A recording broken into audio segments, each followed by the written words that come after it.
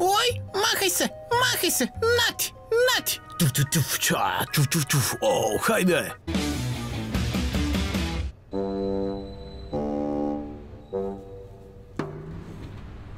Татко, имаме нещо да ти кажем. Трябва да излезем навън. Може ли да отидем на разходка? Ами... Идете и попитайте майка ви. Добре, хайде. Мамо, може ли да се разходим? Да. Питайте баща си. Добре. Татко, мама каза да ти попитаме дали можем да отидем на разходка. Какво? Казах ви. Попитайте нея. Тя казала, попитайте мен. Вие разбирате ли кой е господарят на къщата? Юху! Добре. Идете. Разходете се до 10 часа. Но само попитайте мама, дали е възможно да останете до 10 или не. Ами, добре. Това са нашите родители. Питай мама, питай татко, питай мама. Това е друго нещо. Знаеш ли изобщо какви типове родители има? Не, сега ще ти покажа. Хайде, харесайте това видео. Хайде, побързо. Всички ви чакаме. Гледам, май започват да слагат. Супер, да започваме. Хайде, видови родители.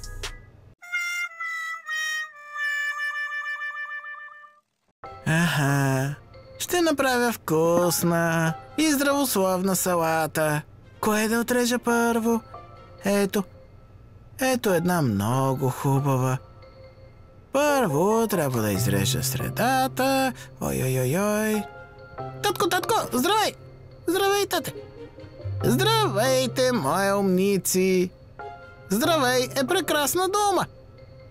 Между другото, тя се формира от първо лице единствено число на глагола здравей, което има значение при поздрав да се пожелае здраве, т.е. здраве.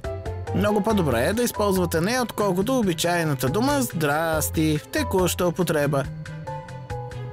Тя няма семантично значение. Разбирате ли това? Много интересно. Но какво правиш ти? Как така? Какво правя? Правя салата от чушки.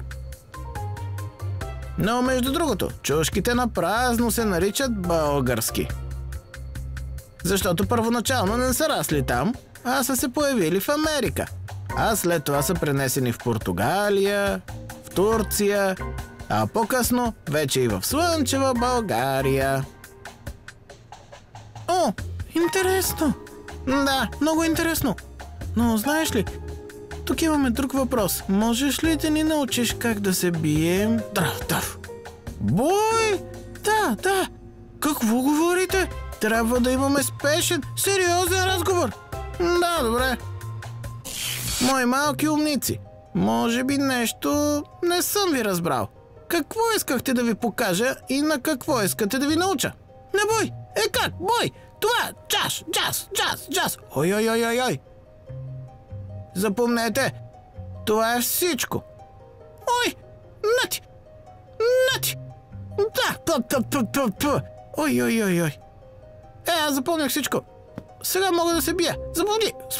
Спри! Не! Не помни още! Забрави бързо! Тъй като всичко това... Чуф! Не е за нас. Разбирате ли? Не е за нас. Не е за нашето семейство. Защо да не е за нас? Кое е това, което е за нас? Да можем да се научим на защита, да? Не. Защитата също не е за нас. Също? Само ще ви кажа една тайна. Каква? Нашето семейство има своя собствена суперсила. Вау, да! Аз знаех! Имам суперсила! Вау, това е толкова готино. Каква е тази суперсила? Правилно. Дойде моментът, когато тази тайна трябва да ви бъде разказана.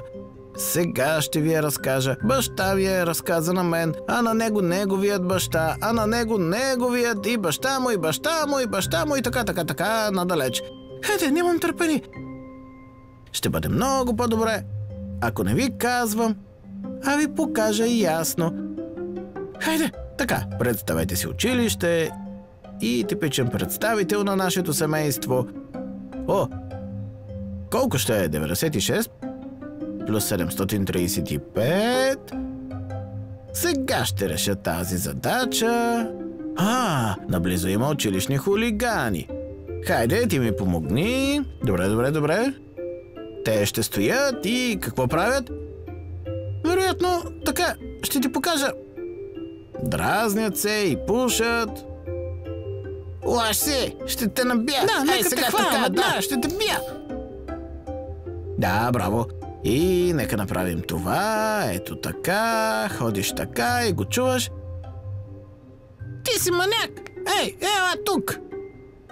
Ой, точно сега, този момент, веднага прилагате своята супер сила! Коя? Ето коя. Няма да ме настигнеш! Татко, чакай малко. Това не е супер сила. Това са някакви глупости. Как така глупости? Не казвайте такива думи!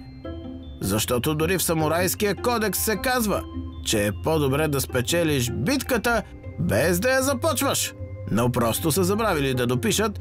Просто бягай. Разбирате ли? Супер сила е. Супер сила. Родители, които бързо забравят всичко.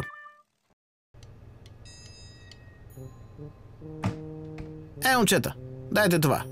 Между другото, дойдох да ви се скарам. За какво да ме се караш? Как за какво? Сега, само секунда. Исках да се скарам за...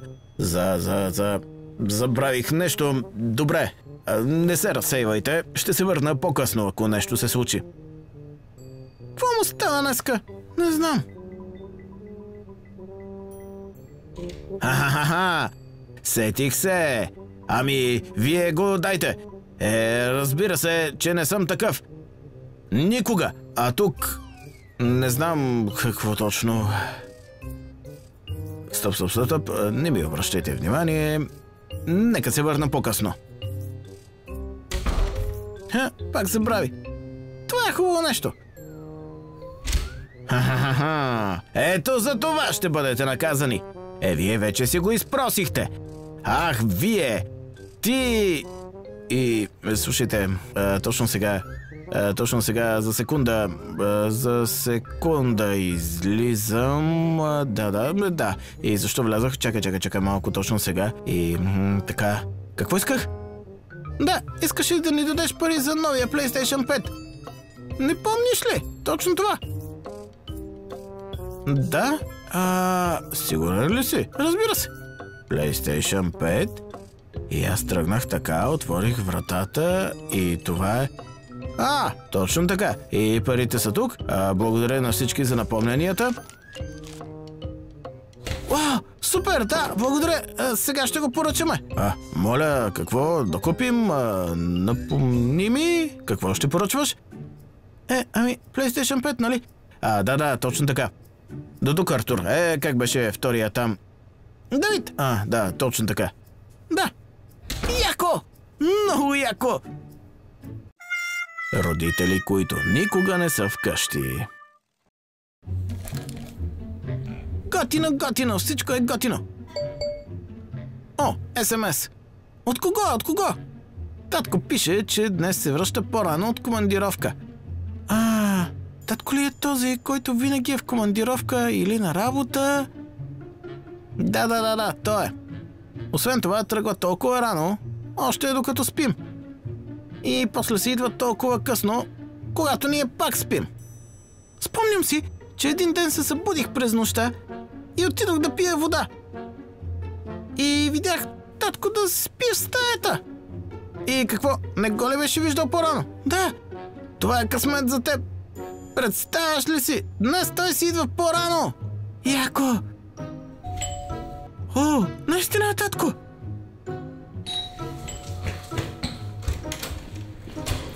Здравейте!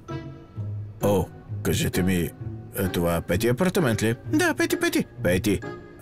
Къде са Артур и Давид? Ние сме! Вие сте момчета? Да. Леле, вижте колко сте пораснали. Вече си мислих, че знаете ли, просто съм объркал апартамента. Много сте големи. Леле, тогава ще вляза. Леле, вече съм вкъщи. Артур, сигурен ли си, че това е татко? Знаеш ли, той изглеждаше подобно. Разбира се, не съм сигурен, но знаеш ли, виждал съм го. Там само от едни снимки и от видеоразговори, вероятно е той. Момчета, кажете ми, как сте тук без мен, докато аз съм на работа? Изглежда, че добре. Охо. Татко, колко време ще останеш? Да. Ами, аз такова... Работих, уж добре работих, постоянно, но тук, накратко кризата, за сега ме уволниха.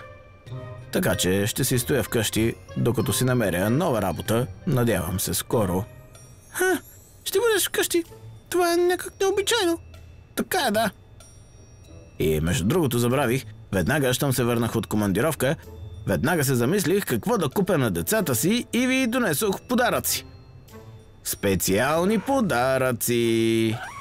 Вижте колко е готино. Опала. Така. Това е за най-малките. Ние вече сме големи. Да. О, правилно. Формички, кофичка. Всичко е толкова цветно. Честно казано, времето лети толкова бързо. Това... Не знаех, че вече сте такива почти колкото мен.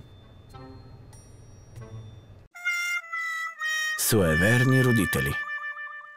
Ето, цветните са за вас. Но само важно е, че днес е петък 13.